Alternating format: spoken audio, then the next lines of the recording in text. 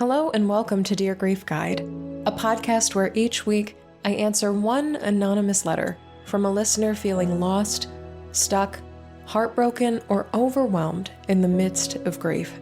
My name is Shelby Forsythia. I'm a grief coach and author, and I'm here to help you create a life you love from the life loss forced you to live. Let's get to today's letter. Dear Grief Guide, I should start by saying that this might be a sensitive topic for various reasons because it involves children and parenting. But it's part of my grief experience after my mom's death, and I really want to know what you think. I never felt the desire to have kids, not even a little. It's just not for me. I believe it's the way I'm wired. It took me many years to go public with this because it's still not very socially acceptable in my country.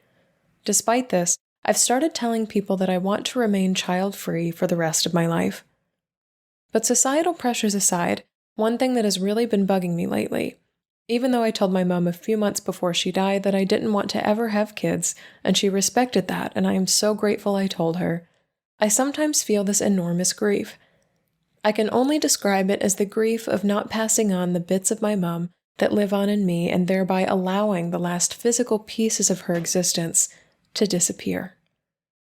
I've read the book Motherless Daughters, in which the author and the women she interviews describe how they could almost see their mother's presence in their own children, and how their grief came full circle after they became parents themselves. Reading this made me feel envious and sad, because I will not have that experience for myself. I know I'm privileged to make the decision to not have kids, where others are child-free due to infertility, timing, or other struggles. But I can't be the only one grieving not seeing my mom and my children, even if I don't want them. I feel like I'm grieving a dream I never even wanted. Could you offer some insights on this weird grief emotion? Thanks. Not undecided, but still sad. Hello there, not undecided. I see you.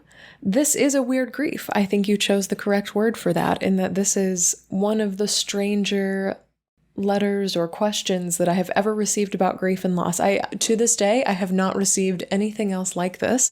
That does not mean it's bad or wrong or abnormal, because I don't know that there's anything in grief that's truly abnormal, but this is an aspect or a component of grief that I suppose I've never thought of before. So thank you for bringing this specific kind of grief here to Dear Grief Guide and for trusting me with this in the inbox.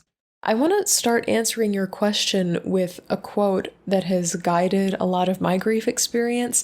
I believe it's from Donald Rumsfeld. Someone correct me if I'm wrong, though. But it goes something like this. There are known knowns. These are things that we know. There are known unknowns. That is to say, there are things that we don't know, but we do know that we don't know them. But there are also unknown unknowns. And these are things that we don't know that we don't know. And this is a bit of, like, for lack of better phrasing, a mindfuck to wrap your head around. But basically with any situation, there are things that you know. These are facts, these are information. And then you also know that there's facts and information that you don't have yet that are going to appear at some point. These are the known unknowns. But then there's also a third category. There are unknown unknowns. There are things, there's information, there's knowledge, there's experiences that you cannot anticipate because you don't know that you should be anticipating them. And I think this experience of specific grief that you're having is one of these that falls into the third category of unknown unknowns. I am grieving a dream I never even wanted. I didn't know that I was ever going to have to anticipate and then grieve and release this sort of emotion. I didn't see that one coming, and I'm laughing, but there's can be these experience in grief where you find yourself mourning something that you never even knew you were ever going to be attached to. I'll give you an example. My mother was not really, to my memory, a big holiday celebrator other than Christmas. That was her favorite. But like Easter, Mother's Day, a lot of holidays where people take their mothers out on holidays, not really super celebrated in my family. We would like go to church and then we'd go to lunch and go home. But we did that every weekend, so it wasn't really special. And then when my mom died, I moved to Chicago and I became a server at a restaurant up here. And Mother's Day, a Mother's Day buffet, was just like this grand, all out celebration. And seeing women in their 20s with moms in their 50s, 60s, people around my mother's age, I was struck, just like bowled over with the weight of grief that I felt. And I sat back and I'm like, wait a minute. I've never wanted to take my mom to a fancy Mother's Day lunch. That's not who we are. That's not how I was raised. That's not anything she really ever expressed that she wanted. And yet here I was feeling this supreme jealousy and anger and deep sadness and kind of this feeling of being othered or left out in a room full of people that all belonged to each other at a time in my life when I never expected that. I did not know to anticipate or to plan for that kind of grief. I knew Mother's Day would be hard, just in general, as a blanket statement. Mother's Day is going to be hard for the rest of your life. That's a known. I knew that Mother's Day would be hard in different ways as I grew up and grew older. Those are known unknowns because I couldn't predict how it would be hard. I would just know that it would be hard, but something was coming. But the unknown is that I felt a deep grief experience about not getting to take my mom to lunch at the place where I worked, where all these other beautifully dressed people were having mimosas with their mothers and daughters. I did not know that I would grieve missing out on an experience that I'd never even had or dreamt of having. And this is exactly what I'm hearing from you, just through a different lens, through this very powerful and profound lens of ancestry and DNA and the passage of self and loved ones onto another person. I think you have so much clarity here in that you're like, kids aren't for me. This grief isn't going to change my mind. So it's not that you're being influenced by this grief, which I commend you on, because having a child just so you can see your parents' eyes or your parents' nose or your parents' mannerisms in them is not a good enough reason to have children, in my humble opinion.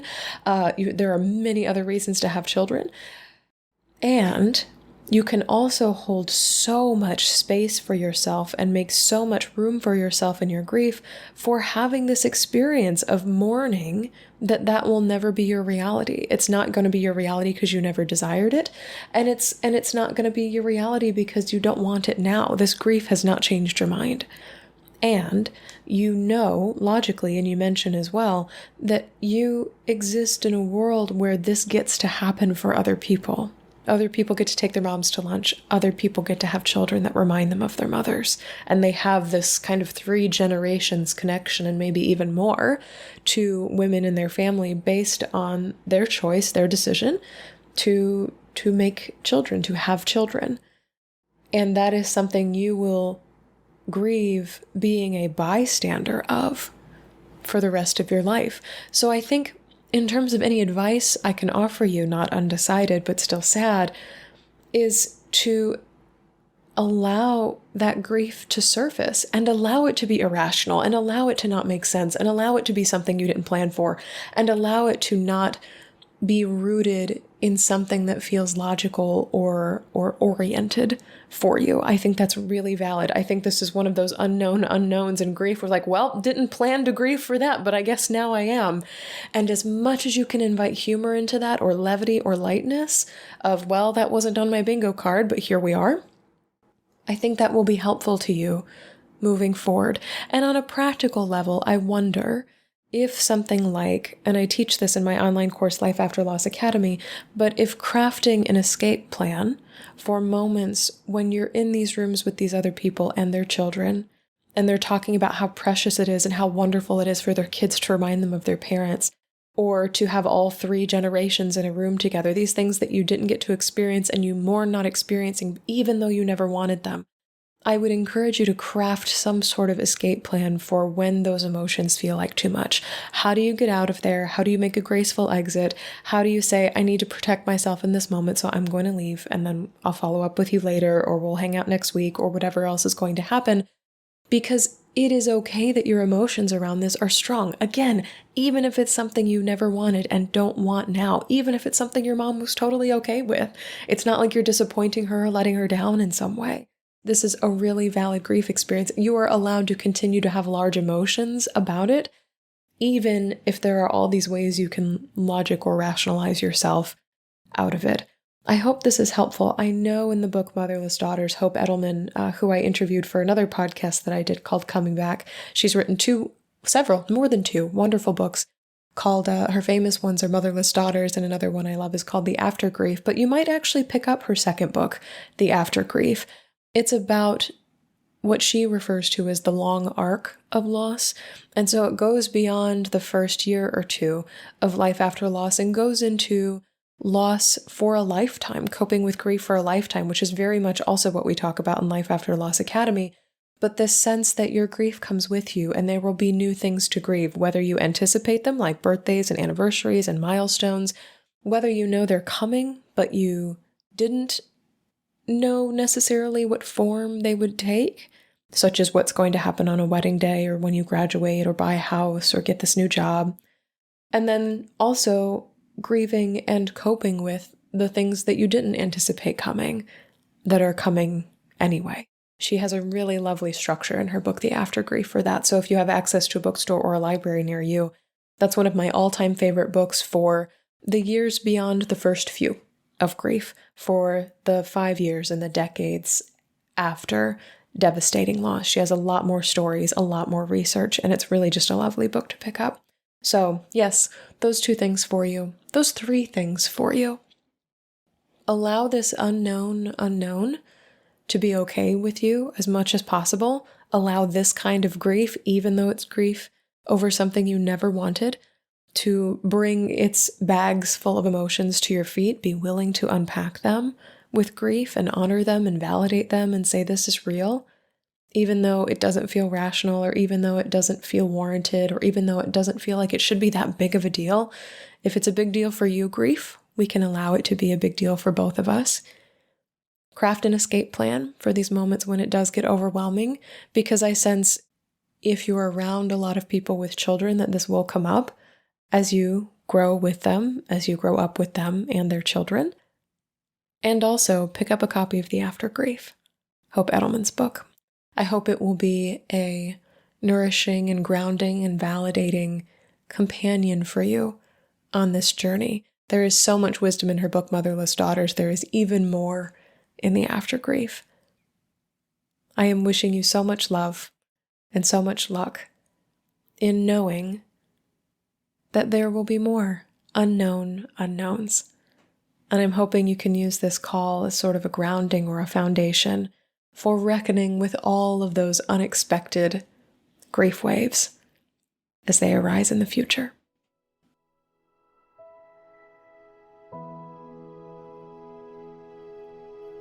That's all for this episode of Dear Grief Guide.